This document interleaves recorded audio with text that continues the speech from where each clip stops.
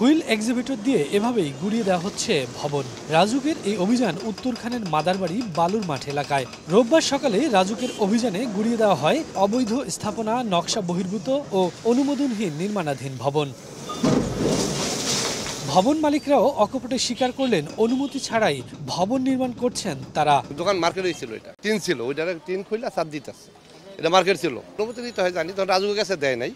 ওই যে রাজুকতে যে রাস্তা জায়গা ছাড়ানো লাগে, এই জন্য টেম্পোরারি বিল্ডিং। নির্বাহী ম্যাজিস্ট্রেট জানান, এসব নিয়ম বহির্ভূত স্থাপনার বিষয়ে আগেও নোটিশ দেওয়া হয়েছে, তাতে কোনো কাজ হয়নি, তাই ভেঙে দেওয়া হচ্ছে। এছাড়া গেল সরকারের সময় এসব অভিযানে রাজনৈতিক নেতাদের বাধা থাকলেও এখন নির্বিঘ্নে অভিযান পরিচালনা করা সম্ভব হচ্ছে বলেও জানান তিনি। এটি আমাদের আগে নজরে পড়ে নেই, বিষয়টা এমন না, আমাদের নজরে আগেও এসেছে। আমরা তাদেরকে সেভারেল টাইম নিষেধ করেছি, নোটিশ করেছি, বাট তারা সেটি আমলে নেয়নি।